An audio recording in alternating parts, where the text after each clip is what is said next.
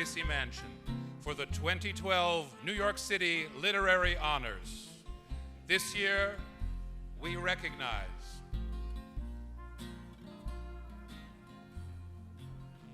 Robert Silvers,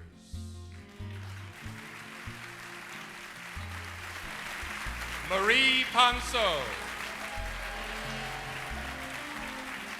Paul Auster, Walter Dean Myers, Roz Chast, and Robert Caro.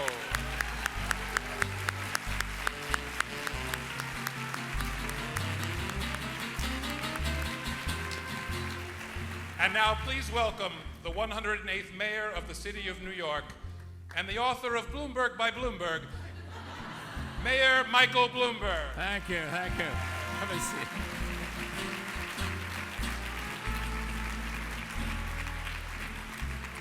Well, let me tell you a story.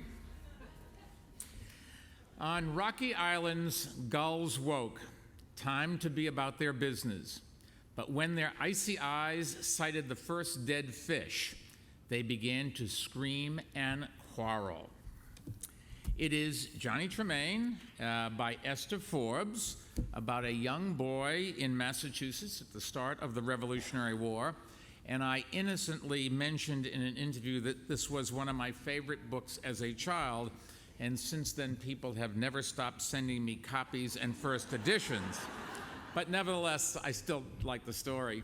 And it's probably no coincidence that my favorite book as an adult also involves a heroic young man from Boston who helped save America, Bloomberg by Bloomberg. That was not meant as a joke, that was a serious thing. But remember what I said, let me tell you a story. And those might be the 6 most exciting words in the English language, because they represent the proposition that an author makes with every piece of writing.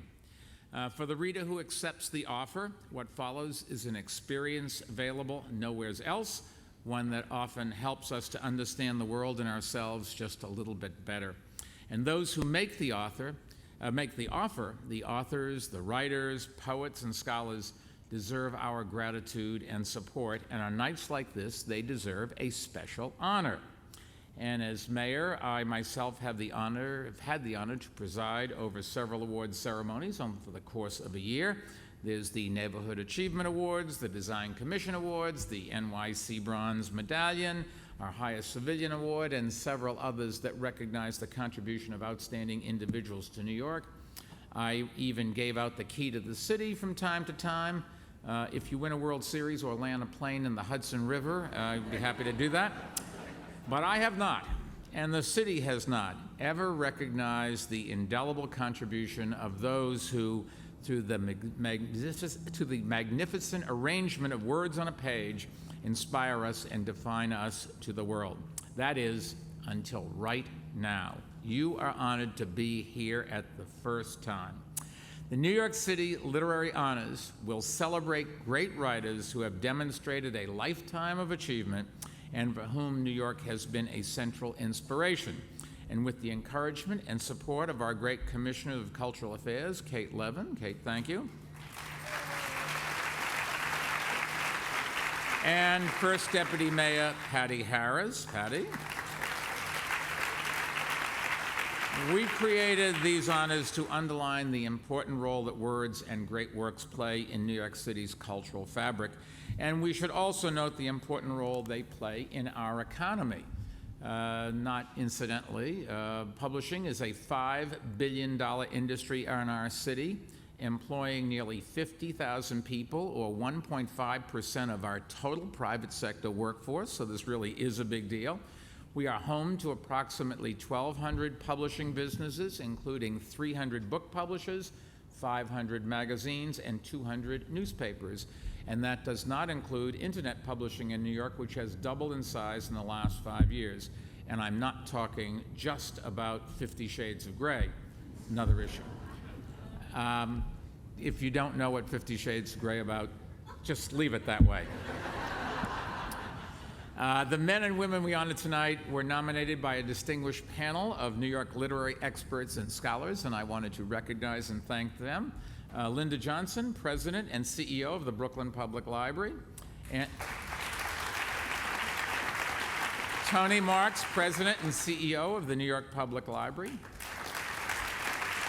Tom Galante, CEO of the Queens Public Library. The aforementioned Commissioner Kate Levin of the Department of Cultural Affairs, and Schools Chancellor Dennis Walcott. And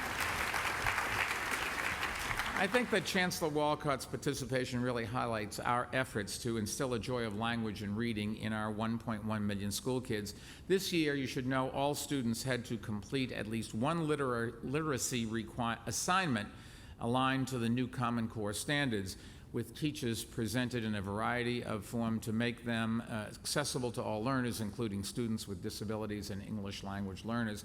And there are also changes in how we teach and who teaches students to read and write.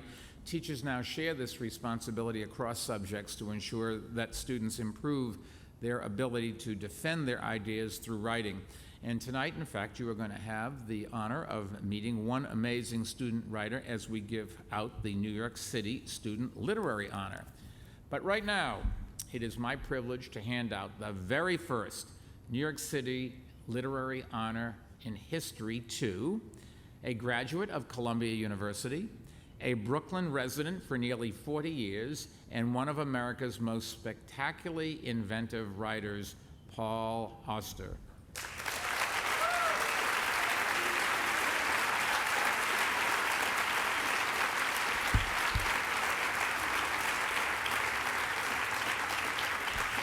Paul Auster is the author of such distinguished works as Sunset Park, The Brooklyn Follies, and three remarkable novels known collectively as the New York Trilogy, the first of which was rejected originally by 17 different publishers.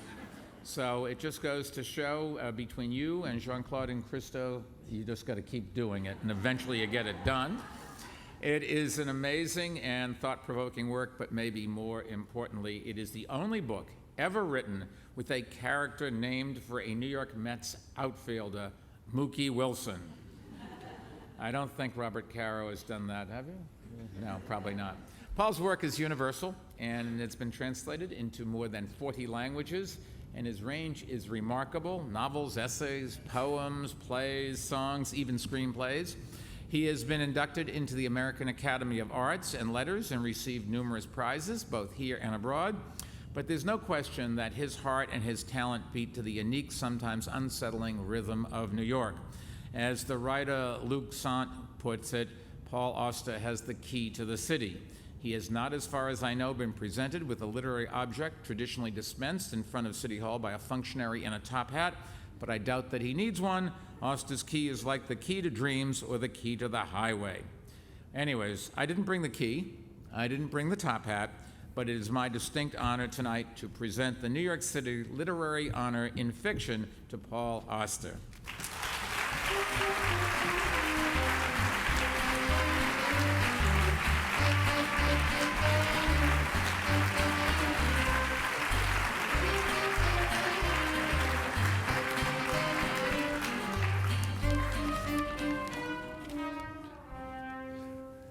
Well, they asked us to read something for about 2 minutes, and I'm going to do that. It's a very short piece that I was asked to write. It was a commission from the New York Times Magazine, the Sunday magazine, about 1 month after 9/11 in 2001.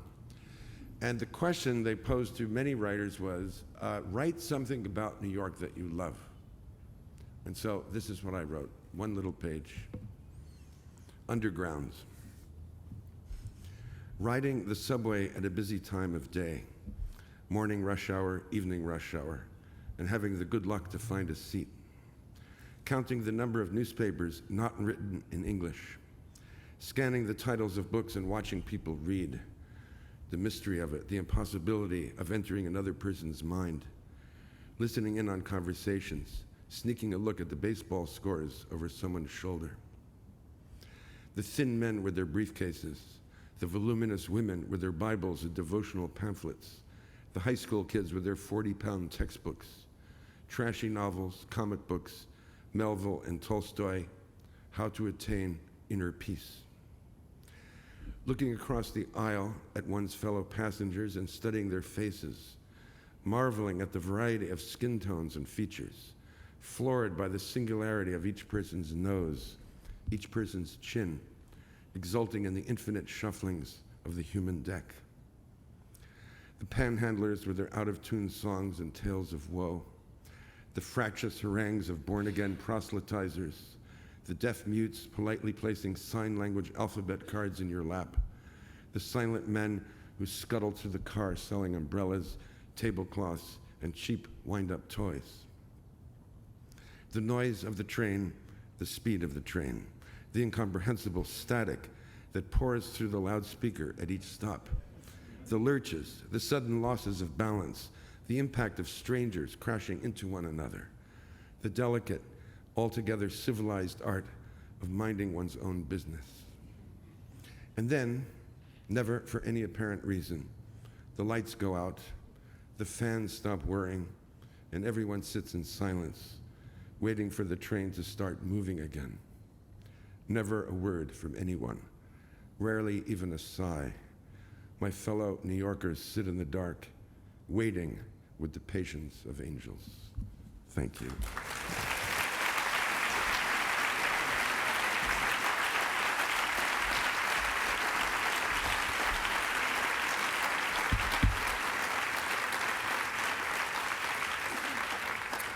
The recipient of the NYC Literary Honor in Poetry is Marie Ponceau. Born in Brooklyn, raised in Queens, educated at St. Joseph's College and Columbia, she is the author of multiple award-winning collections and the winner of the National Book Critics Award. Why don't you just stand up?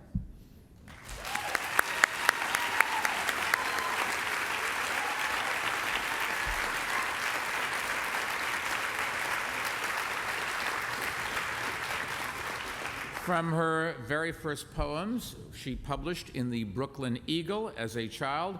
Her work has demonstrated what the New York Times called elegant complexity. Her subjects are domestic life, friendship, marriage, and sometimes swimming. I don't think Paul Auster has covered swimming, as far as I know. Critics have commented on her verbal precision, but there is also much strength and humor, like my favorite title of any of her poems, "It's Been Around, It Gets Me Nowheres." In addition to receiving the Poetry Society of America Frost Medal for Lifetime Achievement and being elected Chancellor of the Academy of American Poets, our honoree has produced 6 collections and hundreds of poems in her life, not to mention 7 children, 16 grandchildren, and 4 great-grandchildren. All very impressive. But did she write a poem for Poem in Your Pocket Day, which I know all of you know is today? It is the annual poetry festival that we celebrate in New York. I'll bet she didn't, but I did. So let me conclude my introduction with this humble ode. I think that I shall never know a poet lovely as Ponceau. So proudly I bestow upon her the New York City Literary Honor.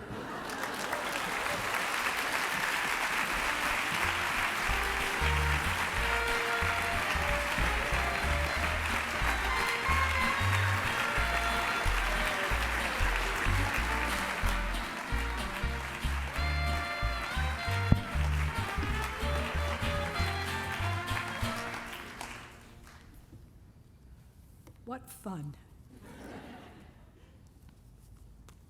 I am going to read a small poem, almost autobiographical, very simple, and then I'm going to read another, perhaps more substantial. This one, they're both New Yorker poems. This one is called September in New York, Public and Elementary, 1927, when public high schools were a bliss. as if speech could have sparks leaping up in it the way they could leap up when a new lover says, "Welcome home, love," or is a new softball captain says, "Let's go, gang." Once upon a time, she, with her soft, last, fast glance, collected them and said, "Good morning, class." And all her still seated, up-looking, expectant second graders quickly said gladly, "Good morning, Miss McKnight." Ready, hearts hammering, her gang, her lovers, her class. Public education.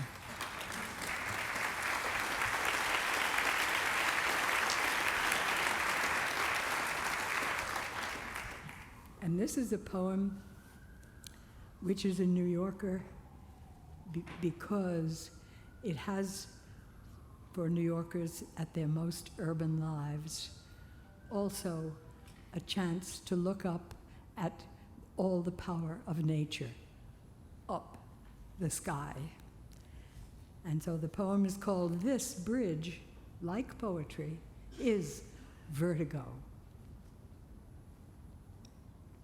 Describing the wind that drives it, cloud rides between earth and space.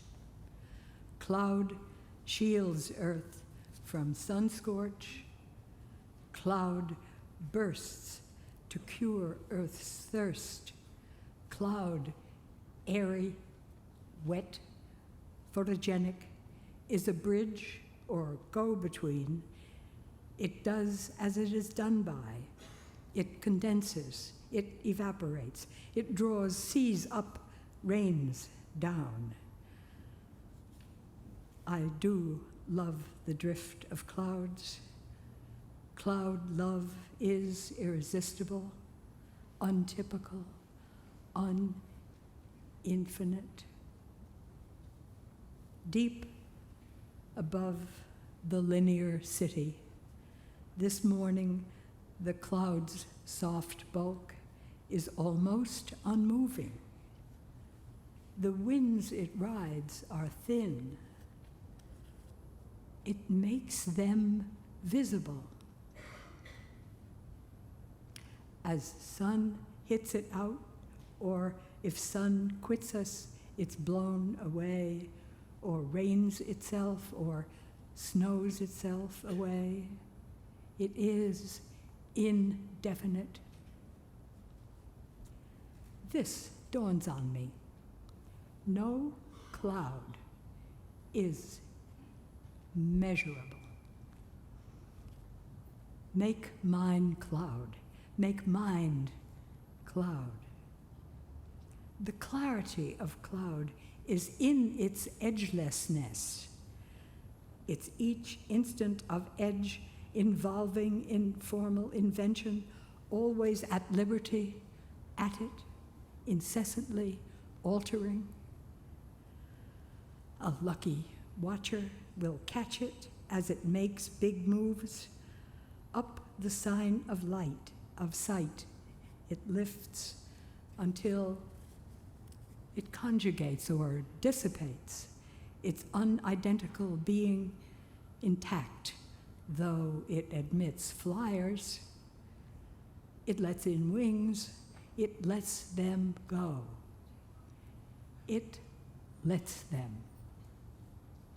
It embraces mountains and spires, built to be steadfast. As it goes on, it lets go of them. It is not willing, it is not unwilling. Late at night, when my outdoors is indoors, I picture clouds again. Come to mind, cloud. come to cloud mind.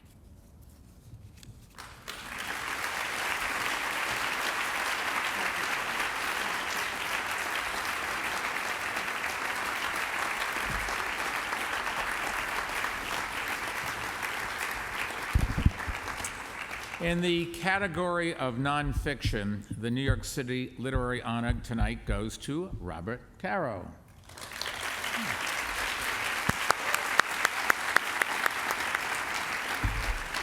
The author, David Halberstam, described The Power Broker by Robert Caro as, quote, surely the greatest book ever written about a city, unquote. The Modern Library agreed, choosing it as one of the 100 greatest nonfiction books of the 20th century. Actually, I would revise that to say of any century. What the book says about government and the use and abuse of power is a lesson that will never be outdated. Bob's current project, The Years of Lyndon Johnson, is already the stuff of legend. The latest volume comes out next week, and there is little doubt that it will be met with anything less than the universal rapture of its predecessors. He has received 2 Pulitzer Prizes, 2 National Book Critics Circles Award, and basically every major literary honor invented, including the National Humanities Medal from President Obama in 2010. Not too shabby for a kid from the Upper West Side. Of course, he'll tell you none of it would have been possible without his very talented research assistant for more than 50 years, his wife, Ina.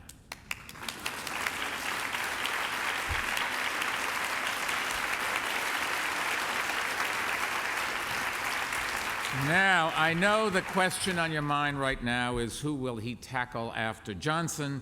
Years ago, he thought about doing LaGuardia, but I know another New York City mayor who would be a fascinating subject.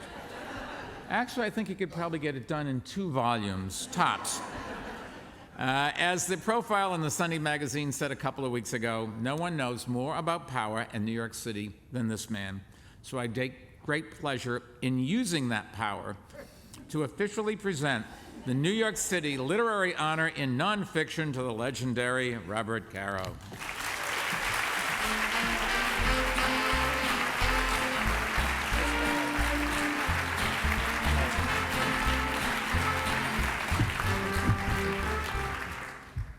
So all the time I was writing The Power Broker, people kept saying to me, who will read a book on Robert Moses? That included my first publisher. Discouraging thing, but I felt it was very important that people read the book because I felt I was trying to find out how power really worked in New York.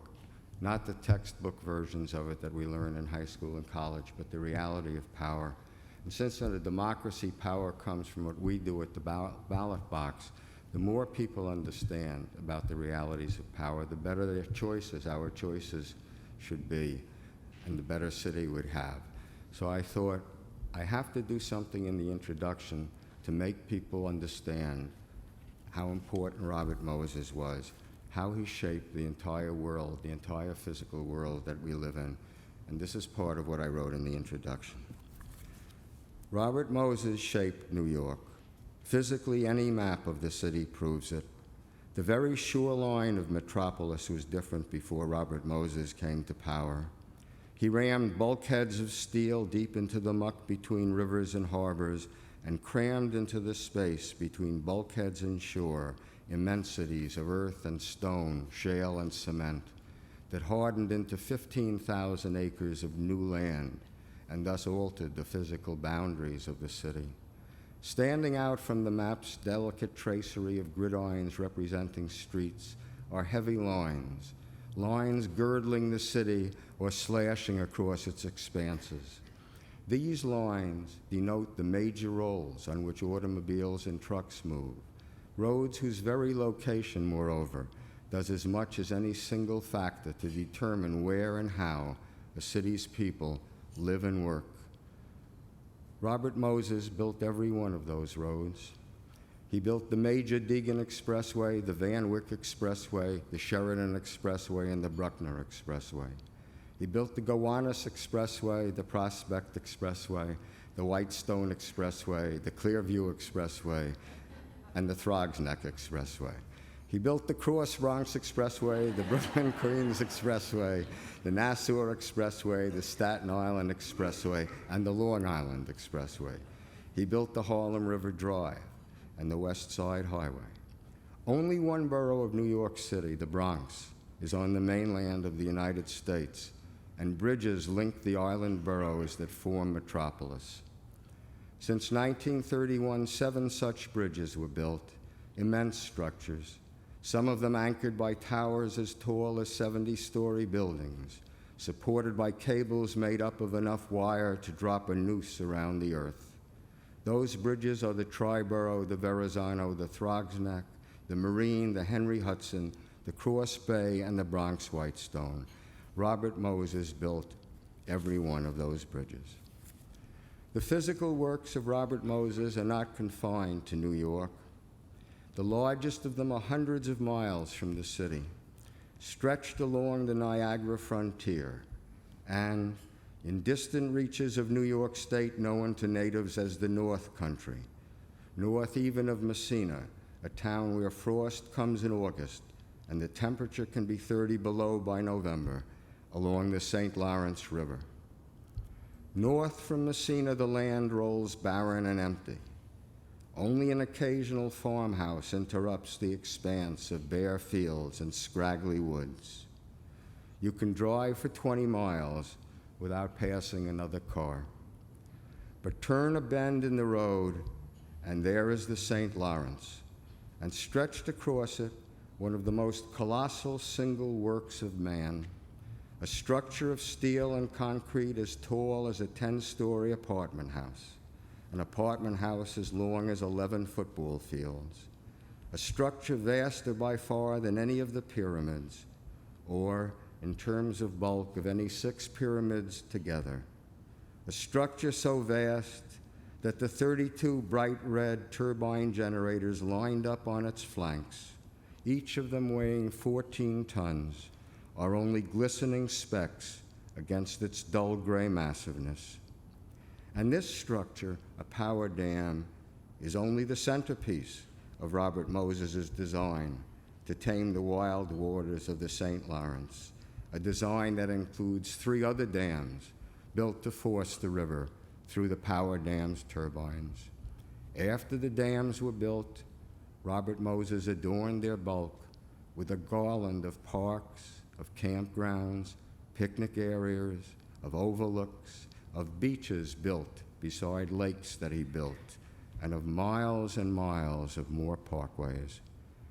And at Niagara, Robert Moses built a series of dams, parks, and parkways that make the St. Lawrence development look small. Thank you.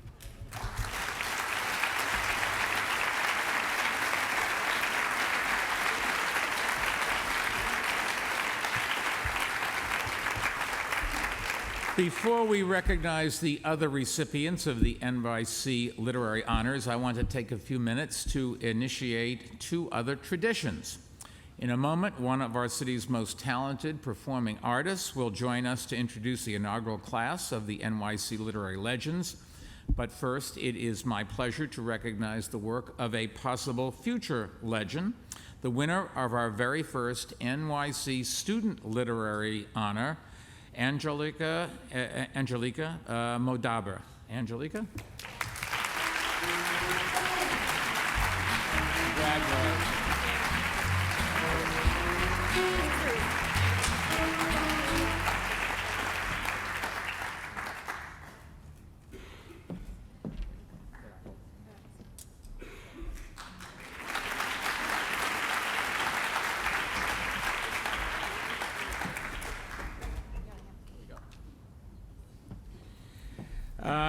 Angelica is currently a senior at the NYC I School in Manhattan and one of 15 New York City Department of Education winners of gold or silver in the National Scholastic Artist and Writers Competition. She impresses equally with stories, poems, memoirs, and practically every other form. She has co-written articles for the Daily News, a 1-act play produced at the Young Playwrights Festival, videos for the PBS website, and she has her own segment on the Gotham Schools blog. When do you do your homework? Well, she clearly does her homework. She will be attending Barnard College next fall, and from there, who knows? The Nobel Committee is watching, I'm just telling you. So it's my pleasure to wish you as much luck as I possibly can as you dazzle the world, hopefully right here in New York City. Congratulations. Now,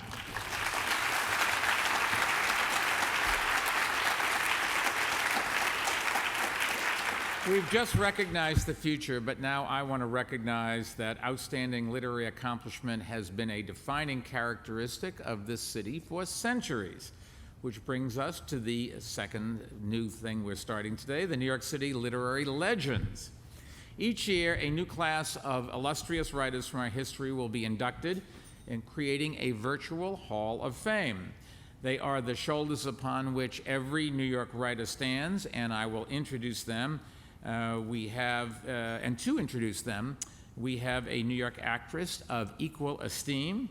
She has won or been nominated for every possible acting award and is known for working on projects with high literary standards, from TV's The West Wing to 6 Degrees of Separation on Broadway and on film, to her current play, The Other Desert Cities, for which she received her usual raves. Something you may not know about her, she appeared in the movie Smoke, written and co-directed by Paul Auster. 6 Degrees of Literary Separation. She has a performance tonight in about 2 hours, but we are thrilled that she has agreed to stop by. Please welcome the fantastic Stockard Channing.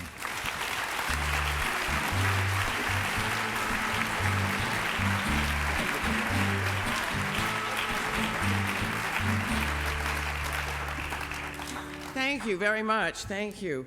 I myself was born and raised in New York, so it's especially an honor for me to be here today. I also received my very expensive education in New York, so my late mother would be extremely happy to see that I was finally making some use of it. So without further ado, I'm going to announce the 12 New York City literary legends in the class of 2012.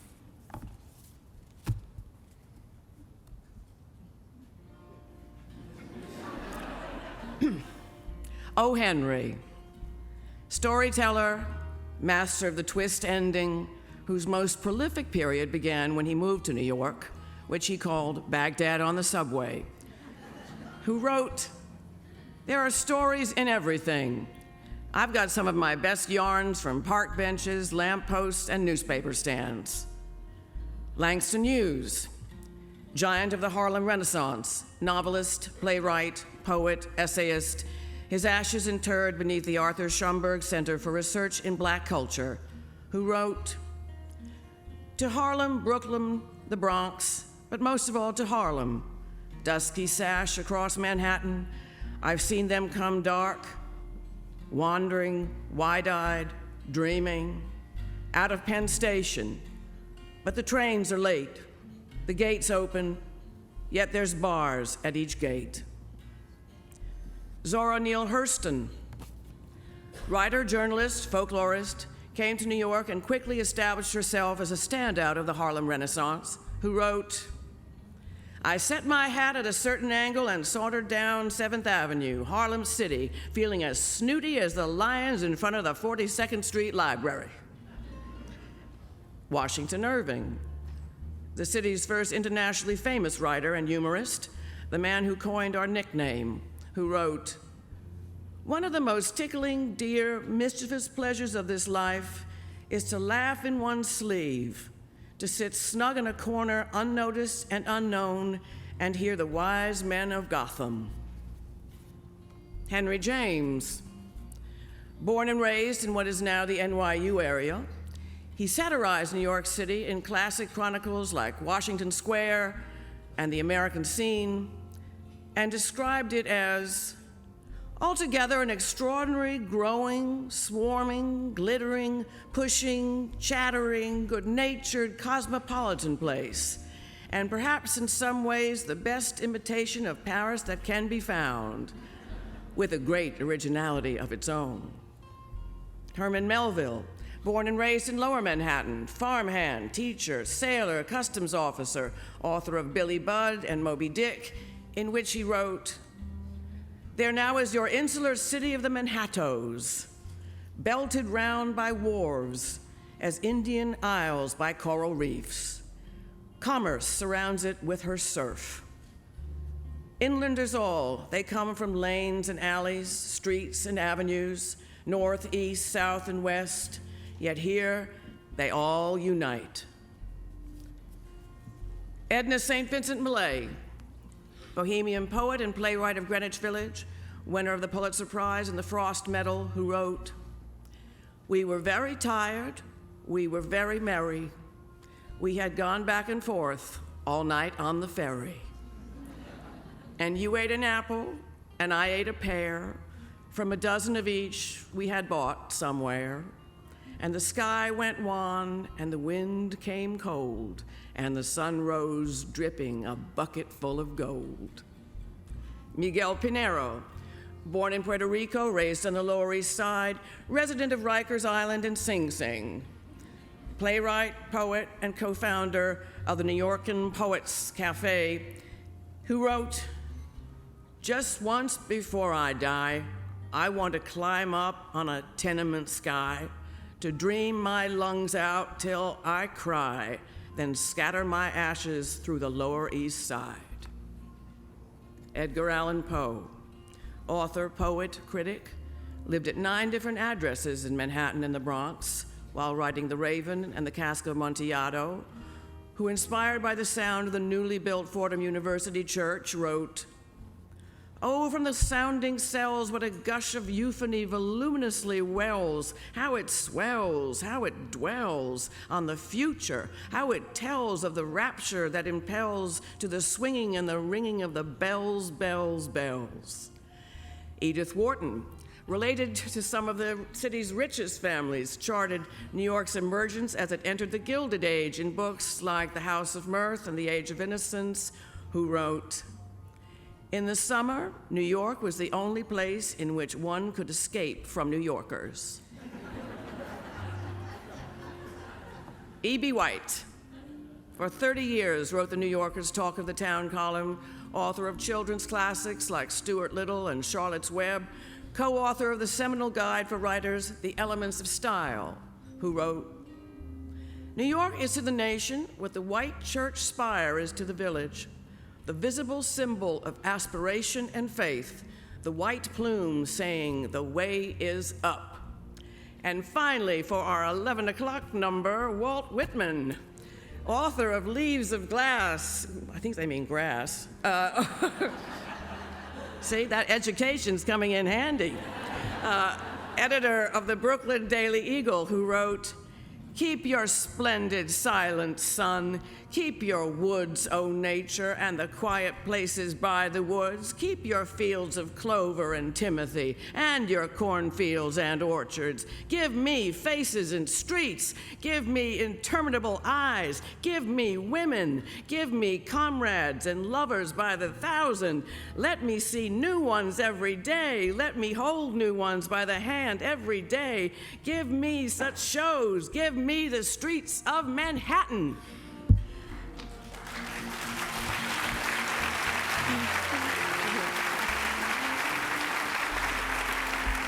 Thank you very much. To this dynamic dozen and to the sensational 6 on the stage, congratulations and thank you. Good night.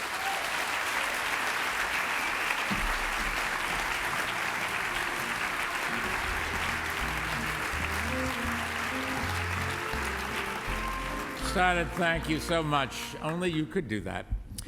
We now move to the recipient of the NYC Literary Honor in the area of children's literature, Walter Dean Myers.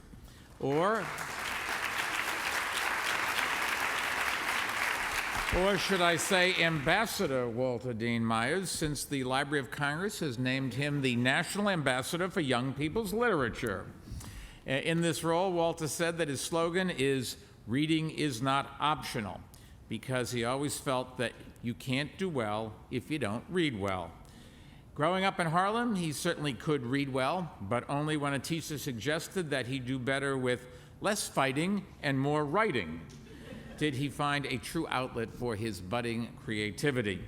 It took a while, but years later, while working a construction job, he remembered this advice and started writing at night, taking on the most difficult period in his own life, his teenage years. From this came some of the most powerful and successful books for young adults ever written. There have been over 100 in all, including Falling Angels, Harlem, a poem, We Are America, illustrated by his son Christopher, and Monster, the award-winning bestseller about a young man awaiting trial in the Manhattan Detention Center with perhaps the most memorable and unlikely first line in children's literature, quote, "The best time to cry is at night, when the lights are out and someone is screaming for help."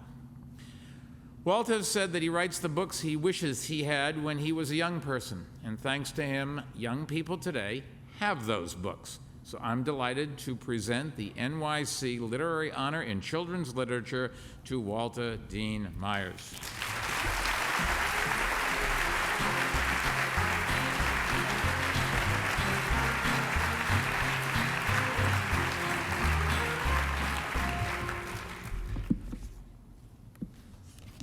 When 9/11 happened, I realized one thing, that the terrorists had picked the right city. This city represents America to me and to the world. I felt part of the anger and I felt part of the sorrow.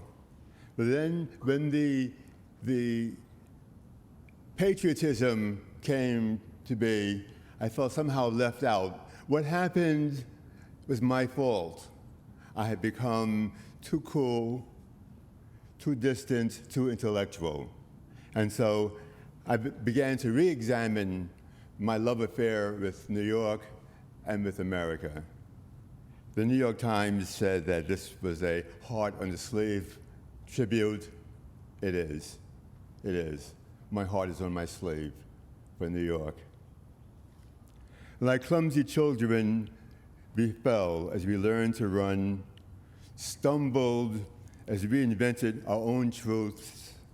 We were America, but we were also thousands of souls smothering beneath the hatches, a chorus of chaos filling the air, Wounded Knee, the shocked stillness at Chapultepec Castle. Ambition betrayed us. Power was too strong a temptation, and yet, we could hold up our sins for the world to see, condemning our wrongs even as we committed them.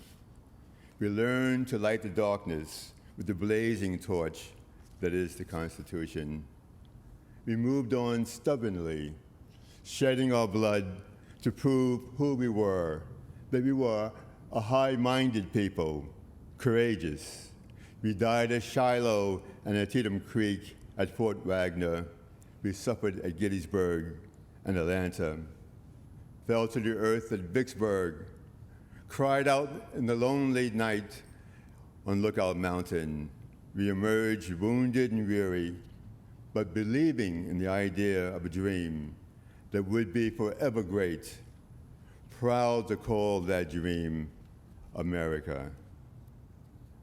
We were machines belching smoke, pushing carts, baking bricks, cleaning sewers, inventing, daring, lifting our hopes to skies that suddenly seemed within reach.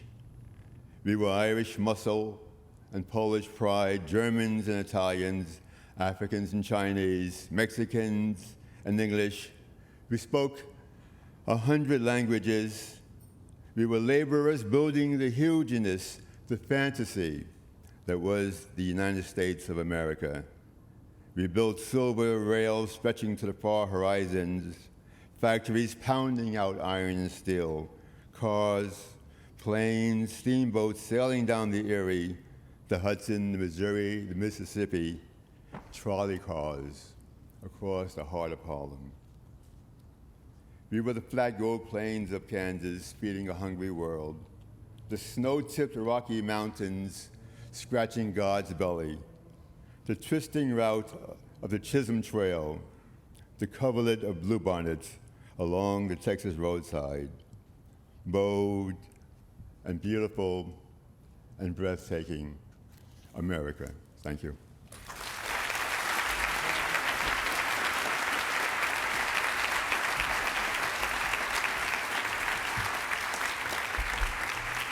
The New York City Literary Honor for Humor tonight goes to the Pride of Flatbush, Roz Chast.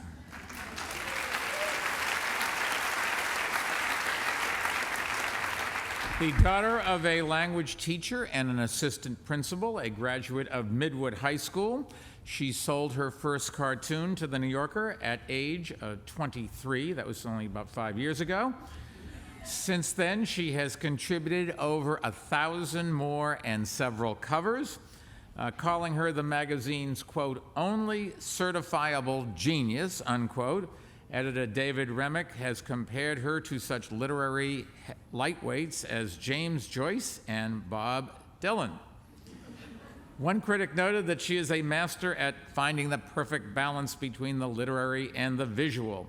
And the nomination from the Brooklyn Library added, from her children's book illustrations to her cartoons for Scientific American and the Harvard Business Review, her art entertains and delights people of all ages. Apparently, many of her characters bear an uncanny resemblance to her family members. Now, I don't know if they appreciate it, but Roz has said that when she first attained a certain level of notoriety and success, her parents were mostly excited that she had insurance. She even made fun of occasions such as this. In a cartoon called Lifetime Achievement Awards, one winner is being honored for, quote, never missing a 6-month dental checkup since 1948, unquote. While I cannot speak to her work with a toothbrush, only with a pen and paintbrush, but I think it is clear she deserves every achievement award possible, and I am pleased to present the 2012 New York City Literary Honor in Humor to the wonderful Roz Chast.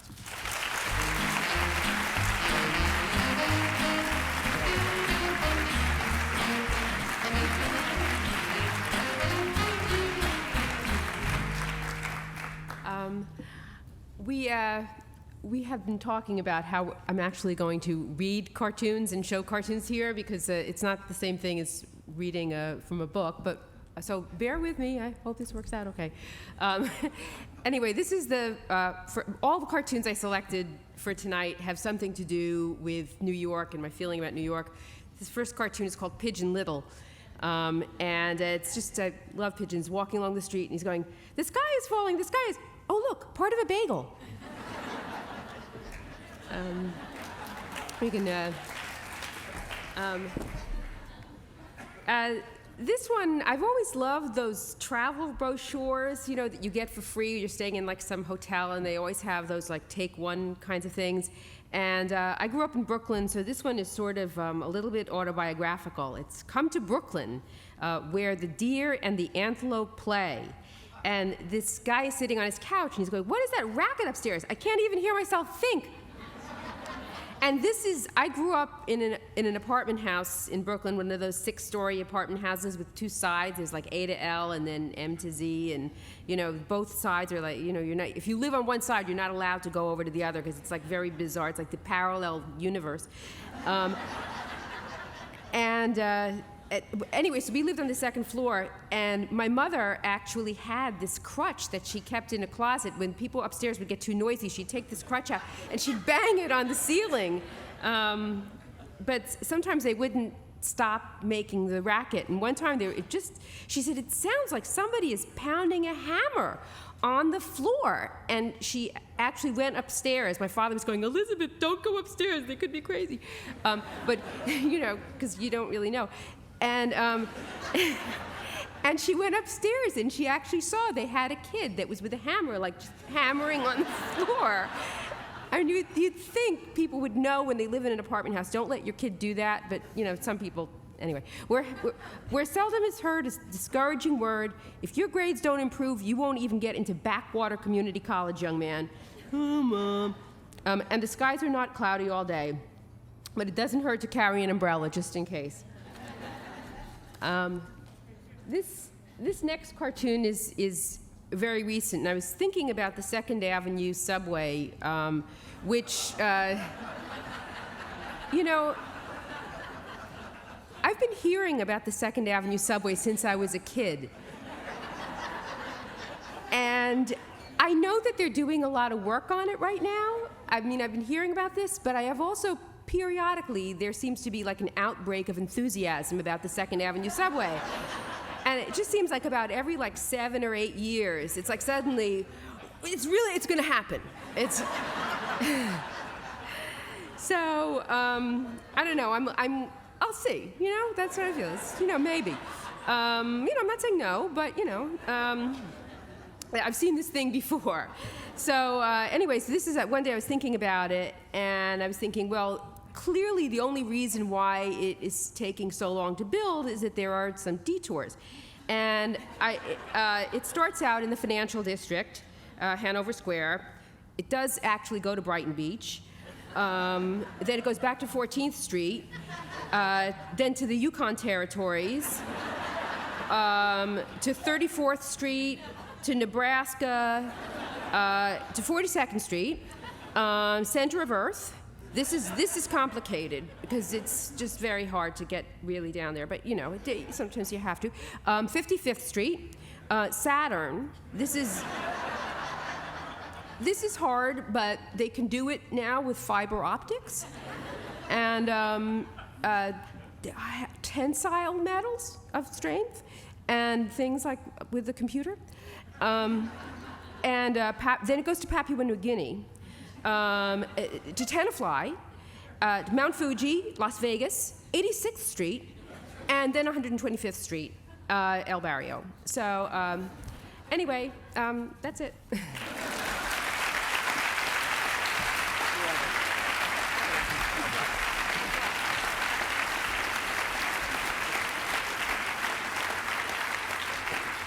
Okay, our final category is literary life, which was created so we could acknowledge the contribution made to New York by those whose work did not fall neatly into one of the other author categories.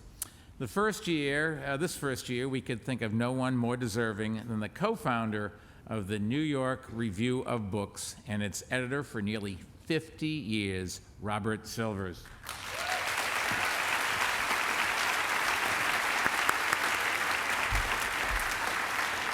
Born in Mineola, he came to the city in 1959 and only 4 years later helped found the NYRB, which he and Barbara Epstein edited together until her death in 2006. Her husband, the legendary Jason Epstein, has referred to Bob as, quote, the most brilliant editor of a magazine ever to have worked in this country, unquote. And this is echoed, I think, by the New York Public Library, where he has been a trustee since 1997. In their nomination, they wrote, quote, Robert Silvers has dedicated his life to keeping the public on the cutting edge of knowledge and ideas. Elected to the American Academy of Arts and Sciences in 1996, he has been honored multiple times, including this year's National Book Critics Circle Lifetime Achievement Award. Is it a New York City literary honor? No, but it's nice. The Times has pointed out that the New York Review of Books, like its editor, is, quote, elegant, well-mannered, and immensely learned.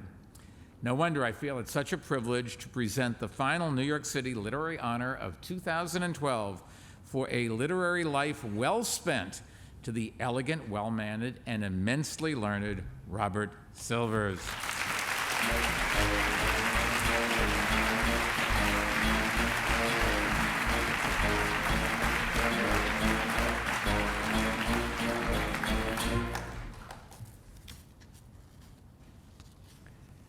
Well, I couldn't be more grateful to receive this honor from the city and Mayor Bloomberg.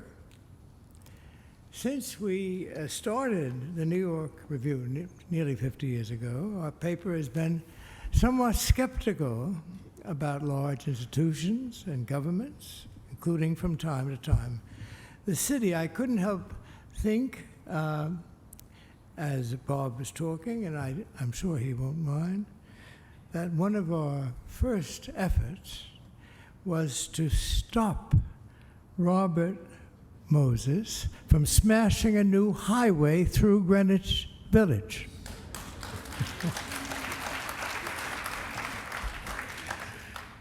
Now, among our thousands of articles, you'll find writings that bear on city life by Mario Cuomo, Felix Rohatyn, Pat Moynihan. You'll find critical commentaries by such gifted and independent writers as Joan Didion, Murray Kempton, Ada Louise Huxtable, who wrote many articles for us, and Diane Ravitch. So when I was told that in response to this honor I could read something from the review, I was happy that I could turn to an appreciation, an enthusiastic appreciation, of a new development in the city written by our critic Martin Filler. He's known for his often critical scrutiny of new architectural work, but not, as it turned out, in his writing about what he found to be the moving conception of the architect Michael Arad of the National September 11th Memorial, which impressed him, and I quote, as a sobering, disturbing, heartbreaking, overwhelming experience, centering on two inexorably powerful, enigmatically abstract pair of abyss-like pools which demarcate the foundations of the lost Twin Towers. He went on, and I quote, as one nears the pools, walking across the light gray granite paving stones installed by Peter Walker, the murmur of rushing water rises from the cascades that pour Niagara-like down all four sides of the sunken fountains. The sound becomes louder and louder until it reaches such a steady crescendo that the noise of the surrounding city, even from the construction going on very close by, is drowned out completely. The propulsive oral and visual excitement of this 3-story deep waterfall and its mysterious disappearance into spillways captures and holds your attention in a way most unusual for the static medium of architecture. That distraction makes one's perception all the more shocking as you focus on the names of the victims, incised as they are into the continuous tilted rim of bronze tablets that surround each pool. The names, nearly 3,000 victims, not only lost at the World Trade Center, but also those who died at the Pentagon and near Shanksville. The names are grouped in what are called meaningful adjacencies to suggest comradeship among those who died together at work, or as first responders in the line of duty, or as travelers who would never reach their destinations. The ecumenical indifference of fate, so Martin Filler concluded, cannot have been more plainly put. As Martin appreciated Michael Arad's work, so am I deeply grateful for this honor from New York City and the mayor, certainly not just for myself, as no editor should be, but for the literally thousands of writers who have contributed to the review, and the hundreds of editors, and for our publisher, Ray Hederman, all of whom have, over these last 50 years, joined in the unlikely adventure of the New York Review of Books. Thank you very much.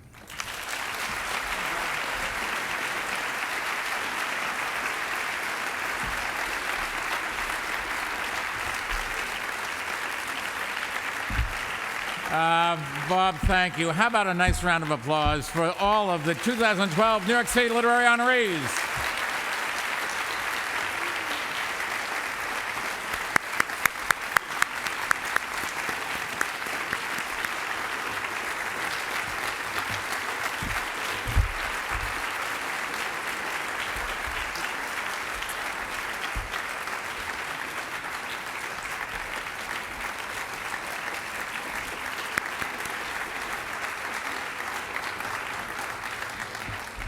I began tonight by asking you to let me tell you a story, and that story was about 6 giants of literature whose life and work inspires us, and it was about 12 legends we will never forget, and one high school senior we are bound to remember.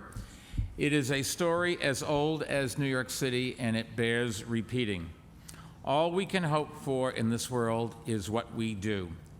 Make a difference, make life better. Years from now, centuries from now, whether read on a page, on a screen, or beamed directly into the brain, I guarantee you that what these individuals have done will still make a difference, will still make life better. Therefore, on behalf of 8.4 million New Yorkers, I can, for once accurately say, we are eternally grateful. I also wanted to thank Len Riggio and Barnes & Noble for their support, which has made this evening possible. How great, how fitting to have them associated with this important occasion. Thank you, Tin Pan Band, for the great music tonight.